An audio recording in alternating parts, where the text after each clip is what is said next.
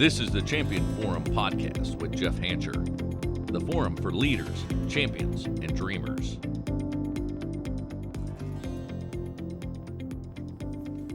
Most business leaders say relationships matter, but very few have a system for them. At Giftology, we go beyond just gifting, and we help you turn relationships into a repeatable growth engine. Stay top of mind, build trust faster, and generate referrals consistently. Giftology.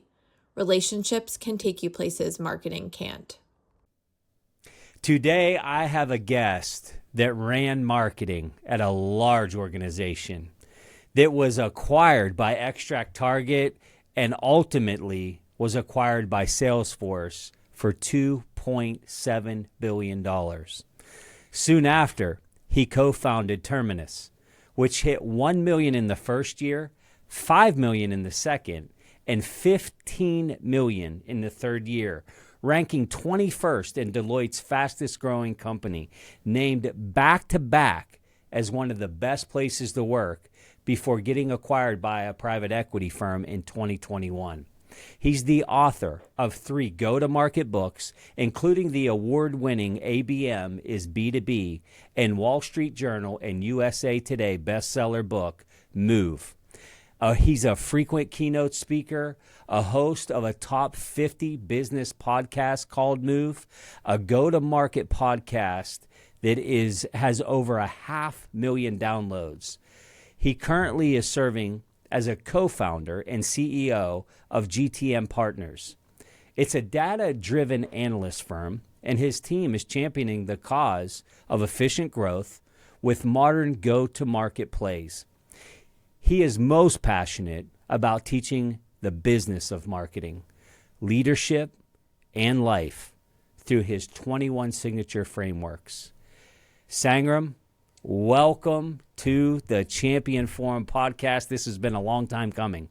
Yeah, man, I'm so excited to be here. I remember the day you and I first met, and ever since we have just been connecting on so many different things. So I'm excited to be part of the show. Yeah, so for my loyal listeners, Sangram Vajre and Tim Elmore co-founded the A Book in a Weekend, which is where I went to learn how to figure out the book and do all the things. And Sangram was a great mentor for me in helping get that book to bestseller status. He was one of the people that gave a recommendation on the back cover of the book as well. So here we are, a full circle moment. And hey, listener, why I had Sangram on wasn't to tell you how to write an amazing book, but you heard his bio. He knows how to do that too. But I've been following Sangram's journey because he is a bona fide, legit go-to-market expert. And Sangram, as I told you before we hit record, we have founders on the show. We have senior leaders, CEOs that listen to this show, and there's no doubt you're going to add value. But before we get into some go-to-market, tell us a little bit about your background. They didn't just drop you off here. There was a journey. Yeah. And I think founders and people that are building, they kind of like to hear a little bit of the story. Yeah. Can you tell us a little bit about that journey? Oh man, I have a quintessential American dream movie, right? Like that's my story. It is what every immigrant in the U.S. Aspires for, and I feel it is what is the bedrock of this country. So I was 25 when I came to the U.S. I've done bachelor's in computer science, and I came to do my master's here from Tuscaloosa, Alabama. So, for all the people, if you want to do something that has a culture shock, not just moving country, but like moving to Alabama, which I think is another country in the U.S., if you know what I mean. And it was fantastic. And I learned so much about Southern hospitality and everything that I did not know about. When you see movies and all those things, they don't show all these things. That is the raw part of what America is all about. So, and it was a phenomenal thing. And then I got my first job with Deloitte Consulting, and that was where I learned how to present, how to talk, how to work with big companies and clients. So it was a really, really good experience. And then I take a detour and joined a startup. And I tell you, Jeff, like the energy of building something from ground up and seeing ideas come to life. I was a computer science major. So for me, I had no idea. I was behind a desk like doing stuff. And when I saw, oh, you can put a message out there and see people change, and you can change people's behavior and perception. So I fell in love with marketing. And so I said, you know what? I'm going to go and just learn everything about marketing. And that got my first break in marketing that led to becoming a CMO of Pardot, which then got acquired, as you said, by ExactTarget and then Salesforce. I went from a $10 million company to a $10 billion company. And I learned a lot about what does it mean to think big, what it looks like. And I didn't have, you don't get to think like that unless you're in places around people that actually think and do as just a normal having a breakfast kind of thing. It's so crazy. And then that led me to start this company, Terminus. But that whole beginning of coming to the US and just becoming part of all these new ideas and just seeing that if you can actually pull together a group of people and have an idea and be most passionate about it, what it can do for you, I'm a living proof of that, man. I'm a living proof. And an inspiration, no doubt about it. And correct me if I'm wrong, 2 pretty major exits so far on your resume, correct? Yeah, I'm in both 100 million plus. So I'm it's like, again, like I'm a dream come true. I cannot be more blessed. Like even with coffee, I would say coffee, obsessed and blessed on both sides because it is unbelievable. So now I love the idea of like, man, I've had 2 decades of experience of seeing patterns. And because of Pardot to Salesforce and Salesforce, we have like 20 different acquisitions during that time. Even building Terminus, we acquired 5 companies in 8 years. Wow. I learned so much about acquiring a company, selling a company, raising. For Terminus, we raised over 100 million. So I learned a lot about raising money, and now I'm bootstrapping it. So I feel like I've seen so many patterns around how to build a business that led us to write that book, Go to Market. Right. And it really, I thought I knew what building a business is. But Jeff, when I wrote this book and the research and the interviews I had to do, and this is 2021, I became a student of what go-to-market is and how to build. And now with AI and everything, I think we have to re-educate ourselves what it means. So I'm excited to share anything about this world.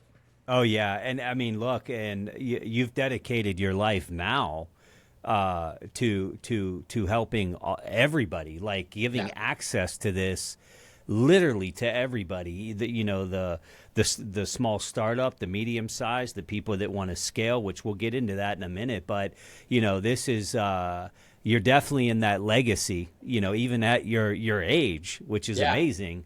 Like you're in that legacy of like, I'm giving back now. I'm going to take all that I've learned and I'm taking it to the market. Not even building your own thing, but saying, here's the tools, which.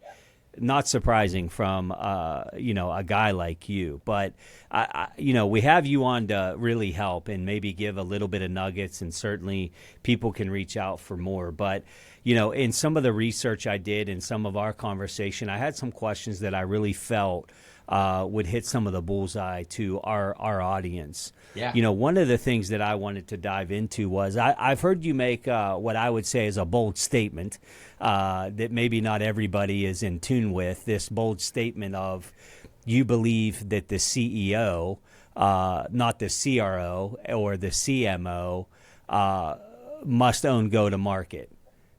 Yeah. Tell us more about that. Why do some organizations miss this, and what has led to this belief? Well, before Brian and I wrote the book Move, we had a list of 50 questions, Jeff, and they were like similar questions as we were talking to startup CEOs, billion-dollar CEOs, exit companies, VC and PE firms that obviously acquired us, and then other really big PE firms that had unicorn exits and all.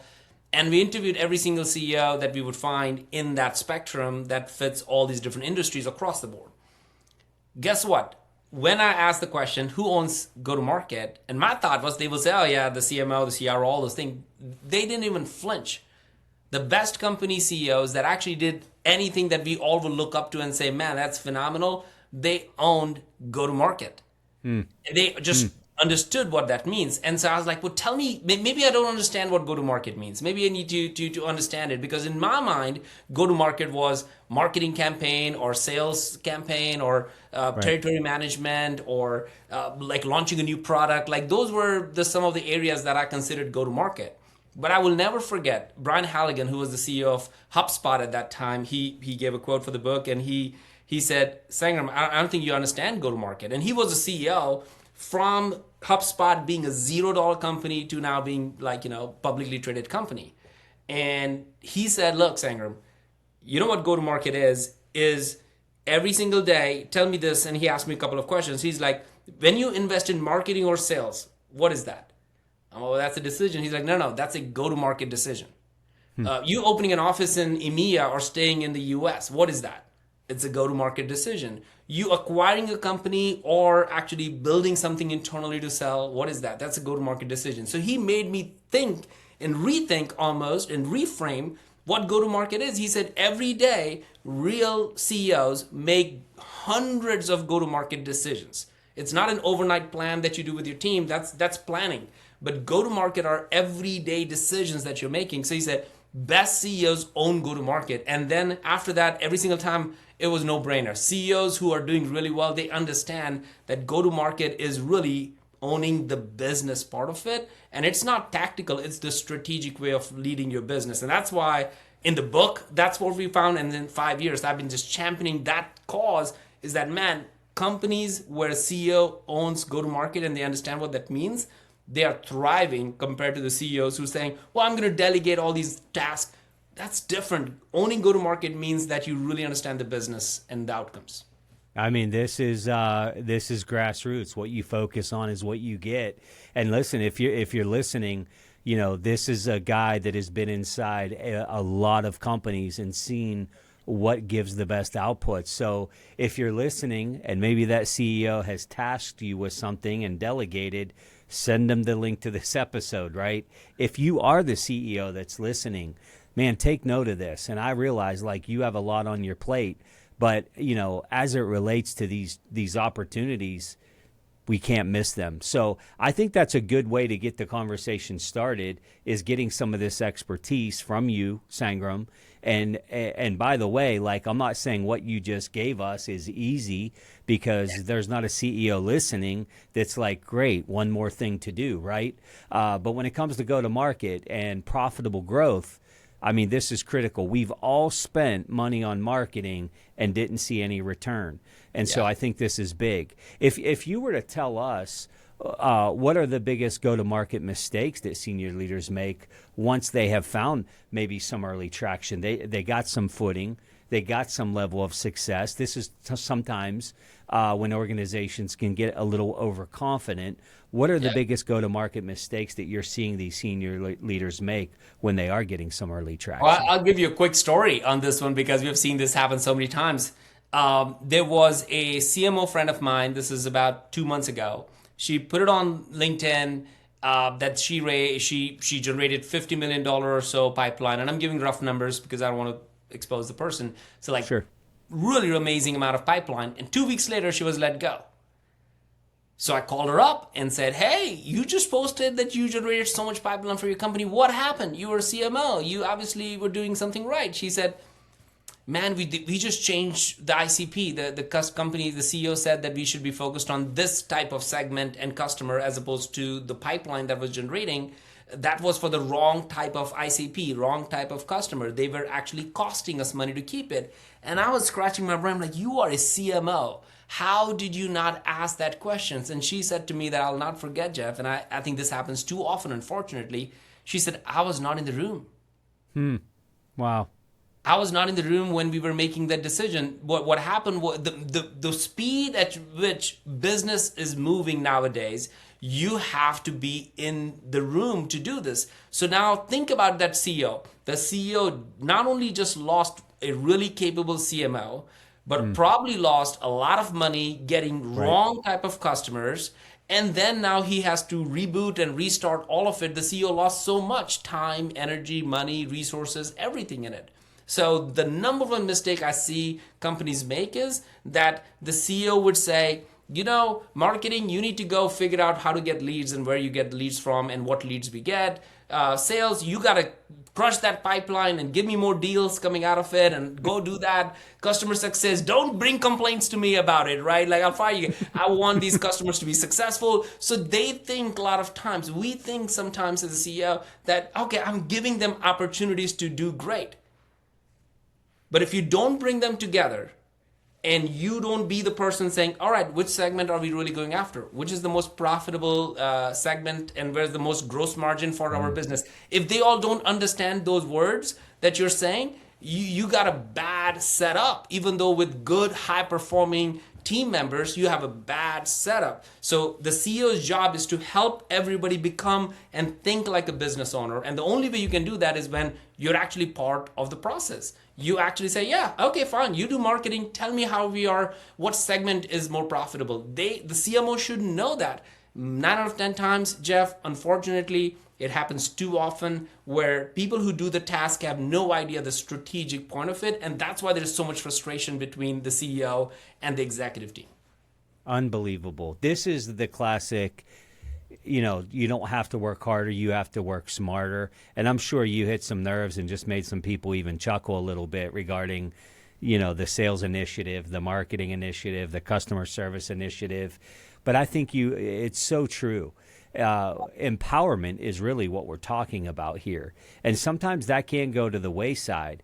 But one thing that you also said was like, what area should we be focusing on?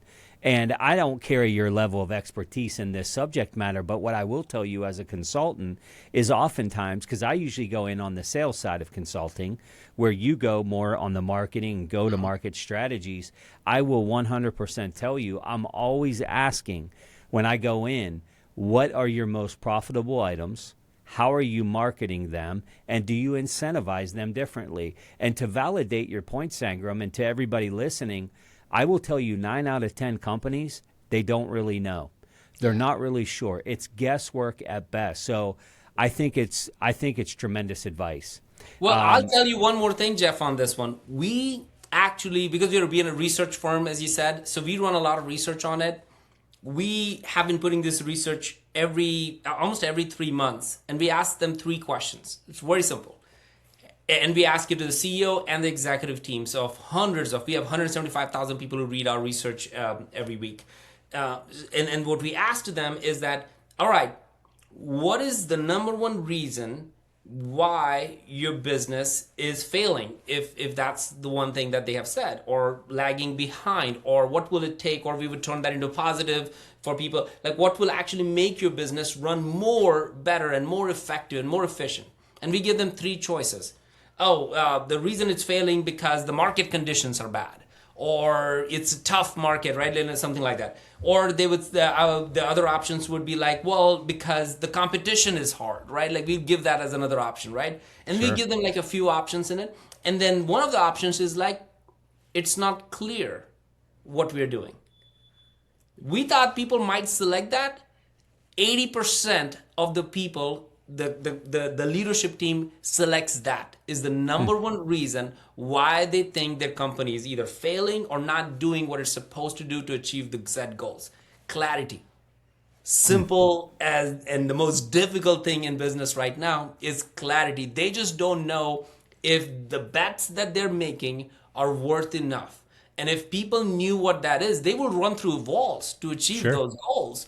But if they feel like, well, I'm not sure about this strategy, I'm not sure about this ICP, I'm not sure about this thing, they're going to do a half-ass job, and that's why the results are so bad in a lot of companies. But I was shocked. I don't know what you make of that, but the number one reason why businesses are failing, as a CEO, it should be a problem that you should own and try to solve for. It's not because your product needs to be 10x better, or that your process needs to be 50 times better, or the competition has to go away, or the economic. Yeah. It's literally because you're not doing your job. Your job is Yeah. to create clarity for your executive team members. No question about it. And look, I'll stand up on the soapbox and say it even transcends go to market, right? I mean, it is all over the place. I wrote a book that talks a little bit about that, right? We have to set clear expectations and give feedback in any spectrum of the business. But when it comes to go to market, specifically in this camp, it can get lost. And there might be a CEO listening now saying, okay, like I hear what you're saying. We gotta do a better job as senior leaders driving clarity.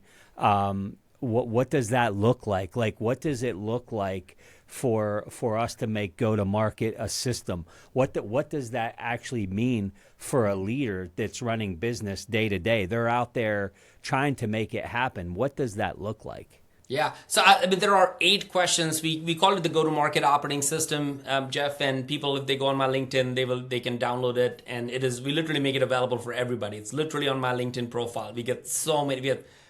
On a weekly basis, we get 1,000 people who download that because it's just a view for people to see it. It's only 8 questions, and we believe, based on all of our research for last 5 years into this, that companies who are able to answer these 8 questions as clearly. Now, I'm very, very careful of the words I'm using. It's not certainty that we're looking for. We're looking for clarity. So it's not about that, okay, if you say this is where we want to go, and if it doesn't work, it's bad. No. That's not what your team is looking for, saying that, do you have my back when I go after this the hill to conquer? Like, do you have, like, that's what they're looking, and you cover that beautifully in your book. Is the fragile, there's some level of fragile thought process going on behind the scenes, and that's getting exposed in it. So there are 8 questions. So I won't go through all 8 questions. People will do it, but I'll go through a couple so people get an idea. And they're very intentional questions. The first question is, where can we grow the most? Sounds simple. I thought the better question was, where can we grow? And that's probably what most CEOs ask. Where can we grow? Let's grow newsletter. Let's launch this new product. Let's build this new campaign. But that's not the real question. That's actually, I thought, was a smart question. It actually is a bad question. Because when you add, where can we grow the most, that intentionality comes in, where the debate should happen within your executive team and you as a CEO. Oh, where can we grow the most? What do you mean? Oh, I mean where we can have the most profitable business. Oh, well, then we shouldn't do newsletter. We should do that. Well, do we have a segment that is going to buy that? So it should create that level of debate in the company and a department where they're saying, okay, what does that mean? Where can we grow? So most companies ask, where can we grow? All day long, every day, and think like it's amazing. No. You have to be very intentional. Where can we grow the most? And we have like process around that. I'll give you another question. Is like, where is the highest value for your customer? Not just like if you do this matrix with people where we say, imagine from top to bottom, top being 10x value for everything that you do, and at the bottom being like, they're like, no big deal, like, and then some are like in the middle, and then at the bottom is like, oh man, it's negative, it's like actually not helping them at all, it's actually causing it worse. I would say put your newsletter in it. If you don't send your newsletter tomorrow as a company, would somebody email you back and say, I missed your newsletter? Wow. I mean, this is hard. Yeah. And not, I hope my team's not listening. Like, from an individual like yourself, people obviously are expecting that. But from a business, you better have 10x value in that thing. So when I ask that question, have them go through that very surgical, critical process of it, is like the highest value. Well, no, it's okay if instead of once every week, we send it once every month, but do it really well and spend more time. How much time will it give you back to your team to do the more meaningful job? So we literally have them plot from 10x to meh to like, man, this is negative, and literally said, well, what if, and very quickly go through the process. Almost 80% of it, they say, yeah, we don't need to do 80% of the things that we do. Wow. Happens too often. And so those are some of the easy things, low-hanging fruit. I think we are overly busy. I don't know a single CEO and a single executive team that's saying that they're not busy. But when you really look at what they're doing, they're spending time on things that actually don't add value. And that's personal to a lot of people. It's like, oh, my job is to create webinars. My job is to create podcasts. The point is not what creates the highest value for your customer. And when you add those lens, the canonical lens almost, to those questions, it changes the conversation that happens. So a CEO needs to really own go-to-market, and ask these questions. The challenge is they don't have framework to do that. They don't know how to do it, and that's where those 8 questions come from. It's so true, and just hearing you speak, like, and I'm sure there's listeners saying this too, is like, wow, what a great question. But then you reflect on a question like that, and you're saying that seems so simple. But then, I found myself going into this phase because you were talking to me, literally. Yeah. Why haven't I done that? Yeah. Why haven't we done that? Because the newsletter thing comes up all the time. That's just one example. But the essence of this is, what should we stop doing? Yeah. Versus, and that ultimately can lead us to, what should our best strategy be to where should we double down? Where is the opportunity? Great advice. I want to ask you this because this is where I think you separate yourself a lot. You get very strategic and really provoke a lot of thought. You talk about these 3 distinct market fits, and I would like you to kind of share your thoughts on this. You talk about problem market fit, product market fit, or the third one, which is the platform market fit. If a CEO is listening, maybe this is new to them, maybe it's not, but how can a CEO tell whether they're in a problem market fit, a product market fit, or a platform market fit? And why does that even matter? Because I know it's something that you talk a lot about. Oh my gosh, it's like the most, if anybody can take away this part, and if they are sitting down right now, have a pen and paper, just take this, because this is going to help you just reimagine and take some pressure off actually on the things that you might be putting on yourself. So the 3 stages are, as you said, problem market fit, product market fit, platform market fit. The point of all of it is that, and again, I love examples because we have been doing this for 5 years. So there was a $20 million company CEO. This is a year ago. And there's a $5 million company CEO. Both of them, I knew both of them, same industry, same exact kind of product thing, overall looking. So I'm not going to give too much detail on it. But one was roughly 20 million, and another was $5 million. The $5 million company's valuation was upwards of $250 million. The $20 million valuation was slightly north of $50 million. That CEO came to me and said, dude, I'm losing it. I have a $20 million company, and these suckers over here, $5 million company, know nothing about it, and they have like upwards of $250 million valuation. What's wrong? And I was like, okay, well, yeah, that doesn't make any sense. To show me what's going on. And what I found was his company, $20 million, they were customizing every single time the solution for their customers. So as a result of that, they had a big engineering team, they had a big services team, they had a big support team, and every solution was custom that they were doing. Whereas the other company that has a $5 million in revenue, they didn't have anything. They have a small team, and it was pretty cookie cutter. And the way they have built it was in a way that the clients were able to onboard themselves and run it. So the company that was investing or giving valuation and was looking at both the companies, that's why they were both in that same deal. And they invested in this company and gave them a bigger valuation because they're like, oh, you can go from 5 to 50 tomorrow.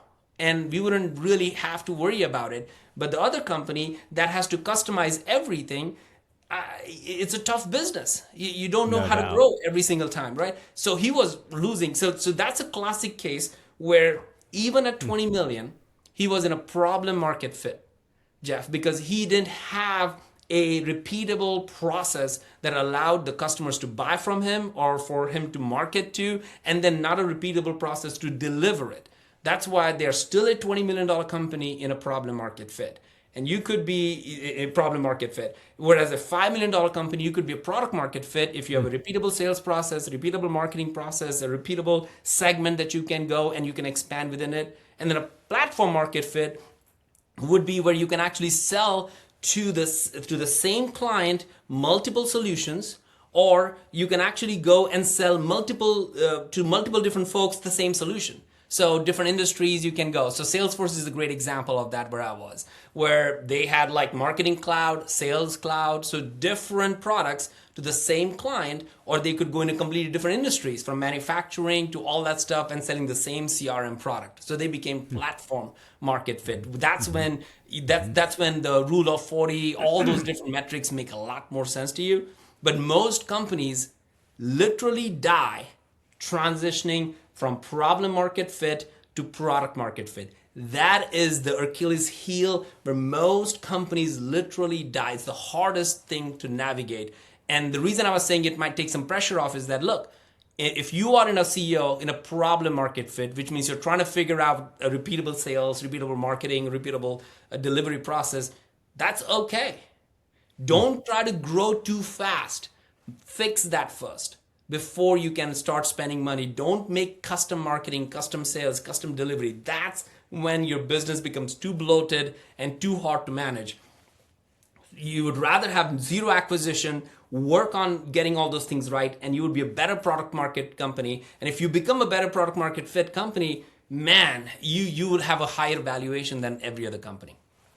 So this is like, I have to know who I am. Yeah. And I have to know who my target audience is. And you talk about these three market fits. And I'm not asking you to go into a full-blown workshop, and I know that you could, Sangram, but if there's a CEO, a senior leader listening right now and saying, wow, the light bulb just went off, that makes a lot of sense to me. I've never heard that before. Where do they go? What do they do to determine where of the three fits am I, and what do I do with that information? Like, what's their next step? Yeah, I mean, very easily, and this is definitely not, I know we didn't set it up, but they can literally go to themovebook.com and it will give you, it's a free assessment companies can do, and it literally spits out what stage of the business you're in, and it allows you to not only for you to take the assessment, but let your team also take the assessment so you can match it up, because a lot of times the CEO might think, oh, I'm better than everybody else because they're visionary. So you might think you're in a product market fit or platform market fit. You should have your team take it too, because your team will bring you back to earth and say, no, we got these basic problems and we are not in product market or platform market fit. So if they go to movebook.com, they can get it. They can literally download it and do the assessment. It's super easy. The thing that I will say, Jeff, is that most people should have this hunch understanding internally already. If you do not have a repeatable sales or repeatable marketing and repeatable delivery, you are not in a product market fit.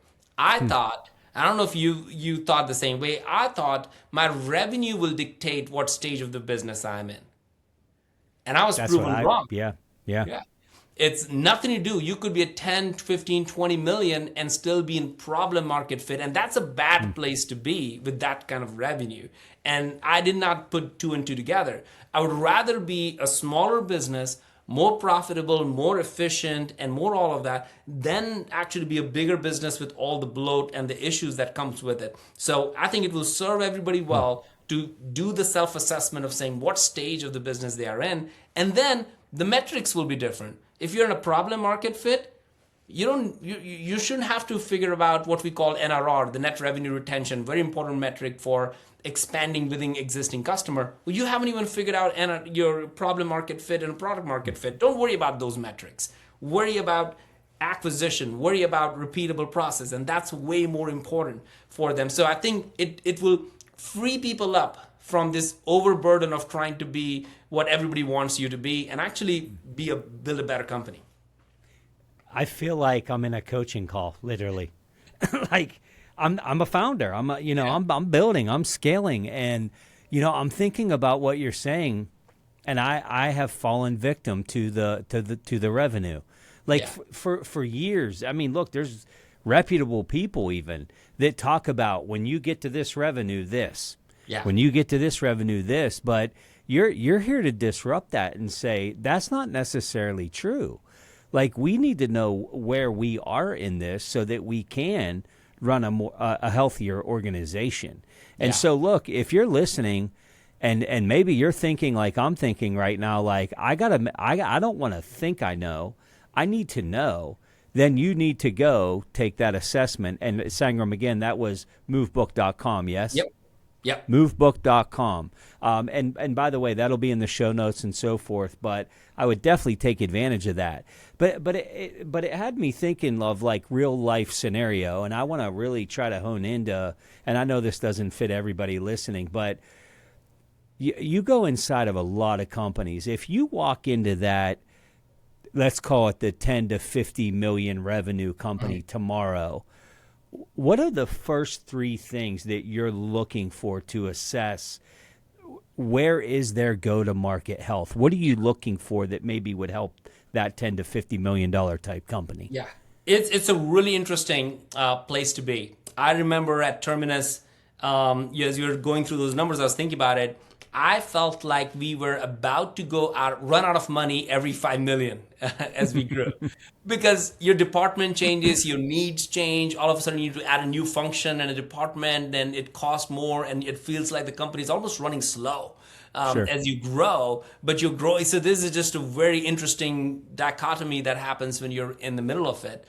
And I still remember when just going through that motion. So when we advise companies who are at 10 million specifically, it's like, whoa, that's a great number. The first thing will be, we'll look at, do you have repeatable process? That's like literally the first thing.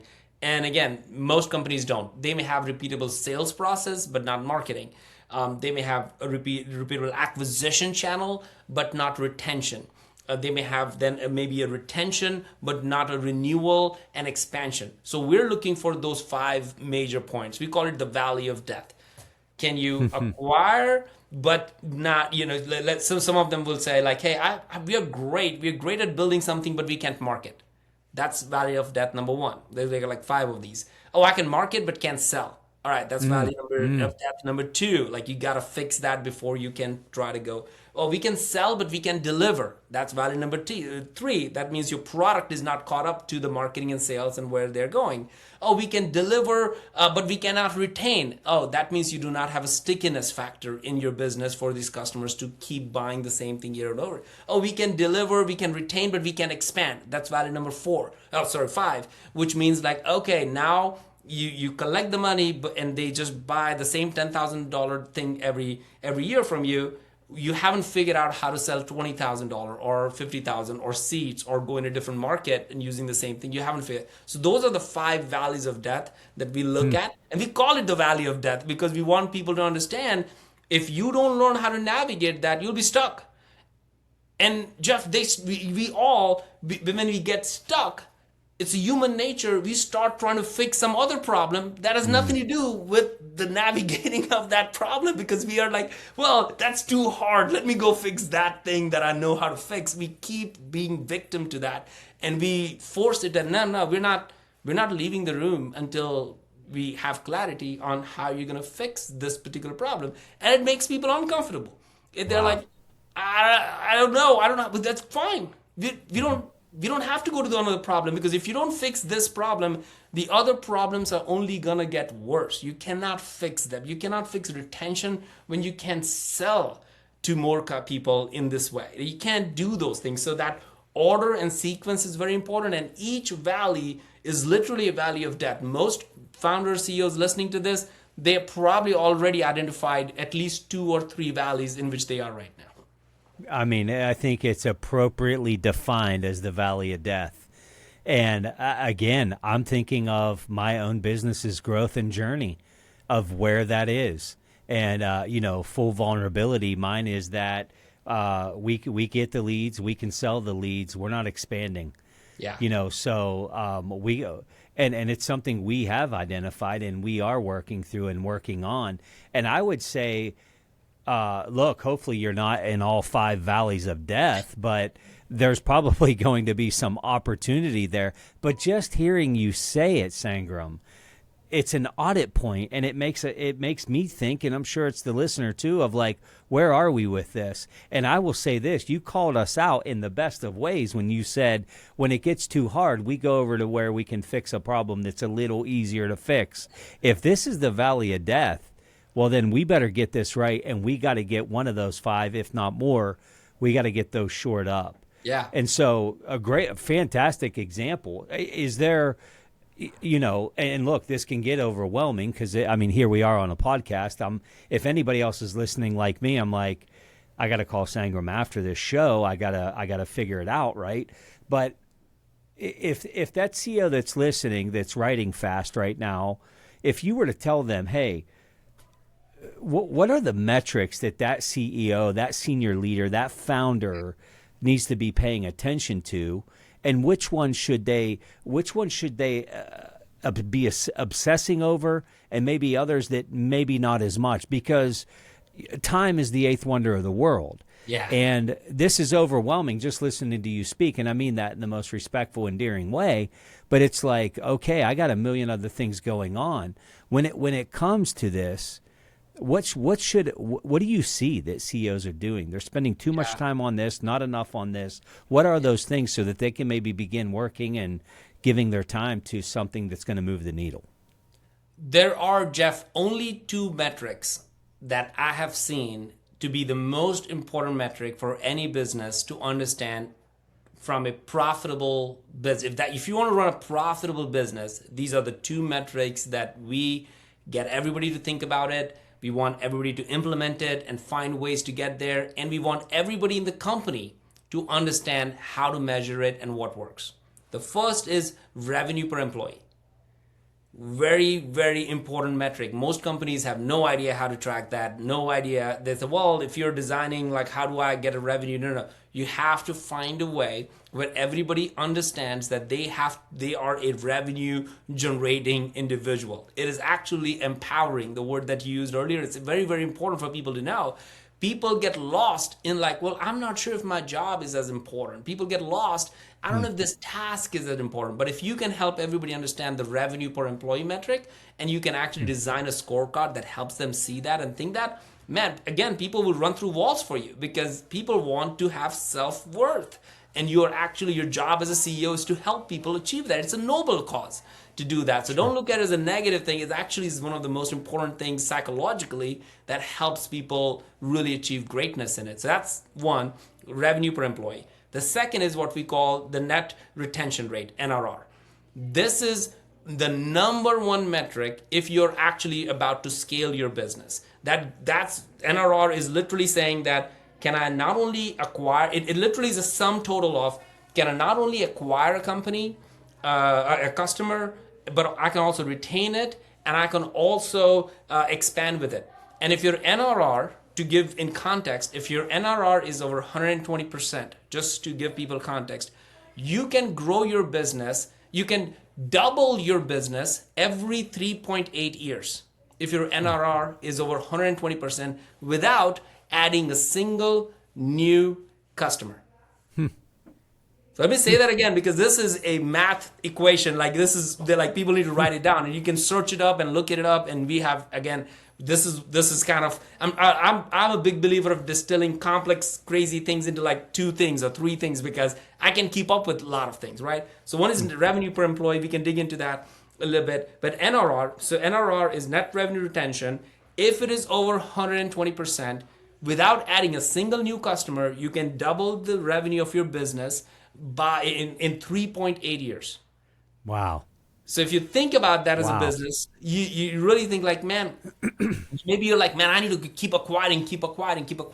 But if you got a leaky bucket, you just spend more on acquisition. You almost can stop that and actually focus. If you have enough customers, you can actually, for a period of time, just focus and get your NRR. And if your team doesn't know what that means, and if they don't know what the business NRR is, said negatively, if your NRR is like 70, 80%, you will most likely die in the next 3.8 years as a company. Wow.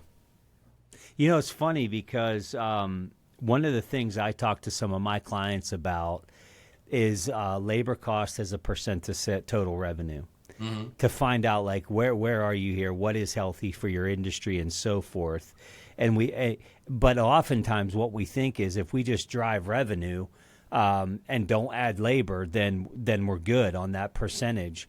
But to your point, like there is a path, there is a formula that you could literally reduce labor cost and double down healthy revenue. And I'm sure, again, we have somebody saying, when's the next workshop, Sangram?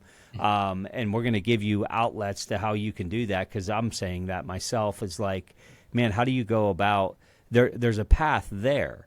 Man, I could ask 5 follow-up questions to that, literally. I mean, I'm just trying to make it like this. These are things that you said it so well earlier. CEOs, founders have so much on their plate. Oh my gosh. You can't keep up with it. And the problem with AI and everything is now we think we're busy. We're really, really busy, and we are really busy. Sure. But I'm constantly trying to audit myself to say, am I busy on the right things? Are we focusing as a business on the right things? Am I giving clarity to my executive team on what is the right thing? It really goes down to those 8 questions, and things like where can we grow the most? Does everybody on my team can answer that question in unison? Yeah. If they can't, I've lost the plot already before even the game began. It doesn't make any sense. If everybody knows that they're contributing positively towards the revenue of the company because there's a revenue per employee goal, man, it's gonna make me think about my job much more differently. Like, at our church, our pastor shared a story. It's probably a very popular story about, like somebody was walking through. I don't know if it's a true story or not, but it's like a great story about somebody just walking through a bunch of bricklayers. They were just building a foundation for something. And he was, you may have heard that story. It's like, so he asked a couple of people, and what are you doing? And they said, well, they're just putting bricks together. It's a very hard job, and they're putting the layers in it. And that's probably what most people on your team think of their job. I mean, as a CEO, like, you just have to be honest about it. Is that what they're thinking? Because if that's what they're thinking, they're going to punch in and out, and they're going to get the job done. And it's not going to go anywhere further than that. Yeah. But then as the guy walked further, there was another guy who was just happy and enjoying and singing and doing all this thing. Like, what are you doing? And I think he said, like, man, I'm putting the foundation for the greatest church that's going to be there in our neighborhood. There are going to be people from all over the world coming to this church to do this thing, right? And because he know the revenue per employee, he know the impact that he was going to create for his business. So if your team, you have to decide what kind of team are you building. We can have a high-performing team who can put brick after brick very quickly and fast and in the right order, or you can actually inspire people to say, man, you're going to build the greatest church that people have ever seen, and people from all over the world are going to come here. And that is the mindset that I know in your leadership talks, you try to aspire people to do that. And I think there are metrics like this that will actually help people to think that in a more methodical way too. Yeah, and I think when people do know that, and as leaders, which was your opening point, clarity, one, it brings clarity. It gives honest, reasonable expectation. It allows the leader to have a level of accountability. And by the way, it's great for your strategy when you are going into the marketplace. I've never really thought of it the way that you're presenting it today, Sangram, but it makes all the sense in the world, because when you hear it for the first time, you're thinking, well, I thought, revenue generating was sales. Yeah. But I think if you take a holistic view on this, not only is it good for ownership, which is what we're talking about, it's also very inspiring, because I might just be the bricklayer. I might not be the one putting the stained glass and all the beauty on the outside, but I have a part in this. And for generations, people are going to talk about how great-grandfather built this beautiful cathedral. And so now there's ownership in this as well. So it's a win for leadership. It's a win for the front line. And you referenced this, and I certainly can't allow this episode to end without us talking about AI. I mean, this is the hottest topic, and I'm sure it's changed your pursuit and how you're serving. I would love to get your take on this. Yeah. How should CEOs think about the role of AI in go-to-market today? Is it hype? Is it real leverage? Where do we go with this? All right, let's make it super practical for people on this, right? Like with all the things, we started talking about CEO owns go-to-market. And 5 years ago, or 4 years ago now, 5 years actually, 5 years ago when we wrote the book, and we said that it was at that moment a thought strategically, but tactically how people can do that was still missing. And I think AI has reduced that gap to almost zero. So here's a classic example. Every CEO wants to know, well, how's my pipeline doing, where the gaps are, what what kind of sales calls are we happening, are we talking to the ICP on every single sales call, how many sales calls when we do, are we missing the point, what is the issue with all that. Today there should not be a single CEO listening to this and saying that I don't know how to figure that part out, or I can't have an answer for that. There cannot be a single CEO on it. And if you are, well, this is your task. You need to spend time for the next 24 hours and actually do this, what I'm about to say. You need to go connect your, let's say, Fathom recording, your CRM, your calendar, your company's calendar, all of that to either a Claude or a ChatGPT, and give that context to it. There is no more reason for you shouldn't have to go into any system to do anything right now.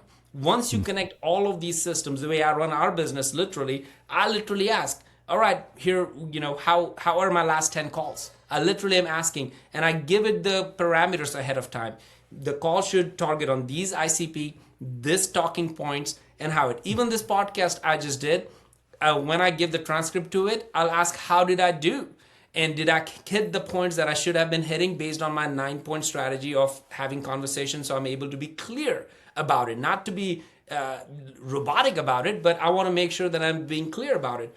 No CEO today should be able to say, oh, I don't know what my sales does. Or right. I don't know if our pitch is good. I don't know if our messaging is not landing or landing. I don't know why are we losing. Every single thing is now available. You can actually connect all these systems to a Claude or ChatGPT, and you should spend time finding out. And own CEO, as a CEO, ask this question. I don't care if it's 2 a.m. in the morning when you are doing this, because it will work for you and answer those questions. And the beauty of AI is that, and I'll give you negative in a second, but the good news is that AI will tell you the truth. Yeah. It doesn't have politics in it. It doesn't care about Karen's feeling. It doesn't care about if Tony is happy or not. It will just tell you what it is, and it is great. That's the positive. So every CEO should never have to worry about, now it's for the first time, you actually can truly own go-to-market. You can ask every single question, but you have to connect all your systems to a Claude or a ChatGPT, and there are like hundreds of things available online that will show you how to do that. We obviously do that too, but it is unexcusable, I should say, for you not to own go-to-market and have the insight at that level. So that's one. No doubt. You have to have it. And you actually can own go-to-market for real. Now here's the negative part, and here's the part where I think where we think that this is where the strategy element. No amount of AI is going to give you the exact strategy that's going to work for your team. It's not going to give you the exact clarity of how you should work with your team. So once you have that, let's say, oh, we're losing 60% of the time or 50% of the time, we're not even putting our messaging together. Once you find that problem, you have to bring your executive team back together and then go through that process, like how do we make it better? So it's still required for you to add that extra layer of human conversation and leadership and feedback and all those things to get things done. But at no point in history it was ever possible for a founder or CEO to know exactly what's happening in all of his business or her business. So if you are that person today listening to this saying, I don't know how to get it, get on board, man. You need to get access to all of it. There is no excuse left for you to not know what your business is doing and to own go-to-market. No question about it. And this is the moment in time. This is the crossroads. And you will get left behind if you're not already far behind. I love using AI as an audit tool, an audit metrics. You know, I have a lot, even from a sales standpoint, I have a lot of clients that they have technology now that they're transcribing sales calls inside of clients' offices. Yeah. And they're using this to do the good old field ride that we use as sales leaders. We used to jump in the car. Well, I mean, this is exactly the same scenario that you're talking about, Sangram. I mean, I'm excited and overwhelmed in the best of ways. And there's probably people listening too. And you've given us some bite-sized nuggets, but I want to hopefully like bring this down to ground level from 50,000. If there's a CEO, a senior leader listening today that could only make one go-to-market decision in the next 90 days, what would that be? And that might be a tough question, but what would that be? If you are a CEO, founder listening to this, and you got to make one decision, I think the first thing you should do is just take ownership of the fact that you own go-to-market very clearly. And that means that you need to understand what decisions are made in the company. And if your executive team is not aligned with those decisions, you need to spend an inordinate amount of time getting clarity on your team. Because if that doesn't happen, if you're next week, when you listen to this and you have to shut everything down for a day or two, get clarity in your organization at the highest level, you need to do it. If your team doesn't know what is your ICP, if they can't answer the questions, the 8 questions that simply I was talking about, you need to literally shut everything down, because the reason it's so important for you to do that is if you don't do it, you're going to have a leaky bucket. You're going to keep going through the same grind. You're going to feel overwhelmed and exhausted. Everybody's going to be more busy than ever before. It's not worth it. Like, we are on this cause of building something because we want to create something great. And greatness has a cost. And the cost that you have to pay is clarity. And if you cannot do clarity, you are not worthy to be in that job. It's as bad and good as it is. It's so true. And it made me even think about, like, when you don't have clarity. I have so many clients that tell me about their frustration with marketing spend. Yeah. And as you're talking, I'm thinking, like, how do I arm my clients with what you're saying, but also my own business? And it's like the frustration is absolutely real, but it does beg the question of, well, there's a lack of clarity. Like, maybe you don't know your target audience. Maybe you don't know your most profitable customers' real pain points and all the things which you talked about, those 3 segments. We got to get clarity on who are we, what are we, what one of the valleys of death might we be in. Let's not ignore it because it's hard. Yeah. Sangram, I beyond grateful for your skills, your talents. Certainly you could do workshops and do around this. What are your closing words, maybe, and more importantly, how can people access what you're doing? Maybe somebody is like, look, I'm intrigued. He's speaking my language. He's hit all my nerves. I need to take this to another level. What resources do you have? How do people contact you? Yeah, I mean, well, first of all, I'll just say that, I went pretty hard on all of it because it's a hard job, and you all, I assume anybody listening, you signed up to do hard things, and through that, we actually become better. So I hope that everybody took that from that lens of it, because it's worth it. It's worth doing the hard work. The good news is that we get to do it. I don't want anybody to lose the fact that we all get to be leaders and create something. I feel like that is one of the greatest joy that God has ever given us. So we all should enjoy that ability to create jobs and create opportunities and create something new out in the world. So that's like just on how I think about life in general. So true. I think in terms of just connecting and we have 100 certified partners all over the world who implement operating system in many companies. I literally have an EA that looks at my DM. So you can literally LinkedIn DM me, find me on LinkedIn, send me a DM, and we will set some time up or connect you with somebody who can actually help you have conversations. We love doing that.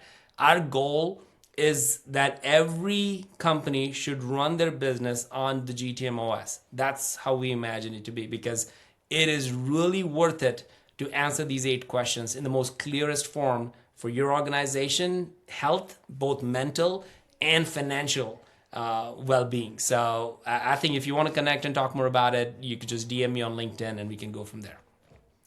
Absolutely do it. And if you're a listener of this show, you know I'm a big fan of LinkedIn DMs and LinkedIn videos. Yeah. And Sangram is going to be responding. So Sangram Vajre, everybody, make sure that you make contact.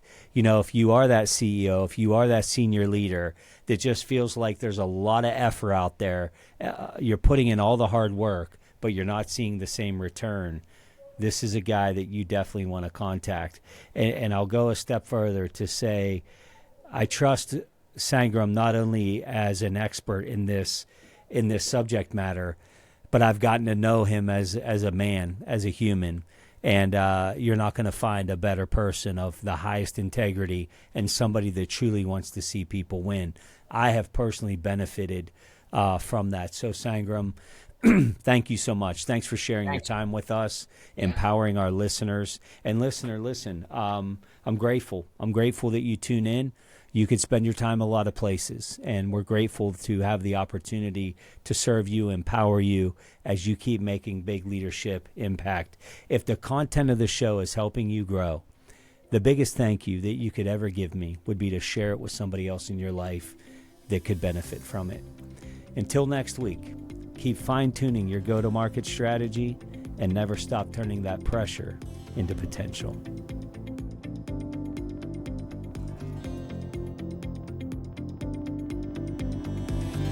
The Champion Forum Podcast with Jeff Hancher.